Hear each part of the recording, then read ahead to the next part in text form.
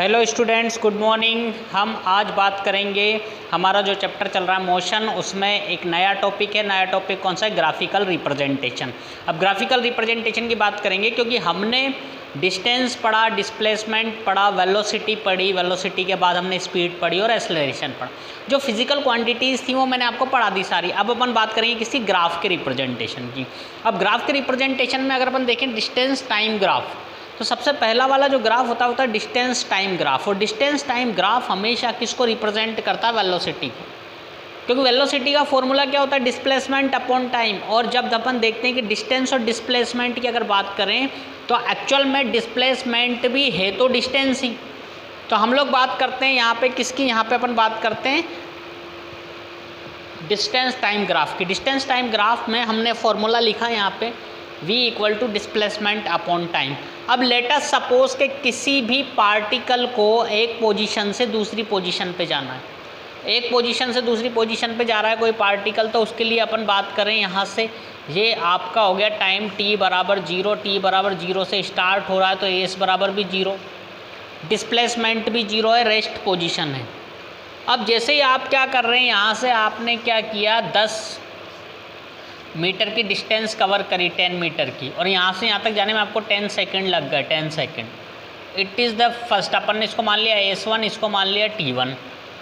तो T1 time में आपने क्या किया? S1 डिस्टेंस को कवर किया। सेम एज आप जैसे ही आगे चले, आगे आप चले तो आपको यहाँ पे मिला S2 पे आप गए तो 20 मीटर हो गया, मतलब 10 मीटर और कवर किया आपने। और यहाँ के लिए टाइम अपन ने मान लिया T2 कंसिडर कर लिया, हो गया 20 सेकेंड।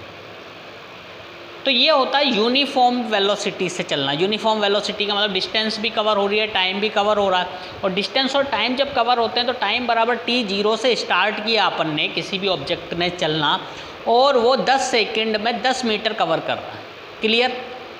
और दूसरी चीज़ क्या है? दूसरी चीज़ है आपके लिए नेक्स्ट 10 सेकंड में नेक्स्ट 10 मीटर उसने कवर किया।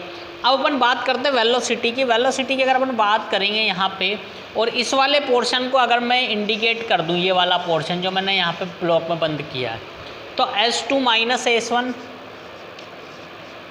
Upon T2 minus T1।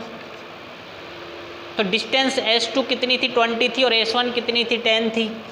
तो 20 माइनस 10 सेम एज 20 माइनस 10। तो आपने कितना? 10 मीटर अपॉन 10 सेकेंड। तो ये क्या रिप्रेजेंट कर रहा है? ये एक चीज़ रिप्रेजेंट कर रहा है बेटा कि आप जब भी टाइम को क्या कर रहे हैं, बढ़ रहे हैं, टाइम को बढ़ा रहे हैं, तो डिस्टेंस भी आपकी बढ़ रही है। आप अगर अपने घर से निकले हैं तो आपने 5 सेकंड में कोई डिस्टेंस तय करी, नेक्स्ट 5 सेकंड में कोई डिस्टेंस तय करी, नेक्स्ट 5 सेकंड में कोई डिस्टेंस तय करी।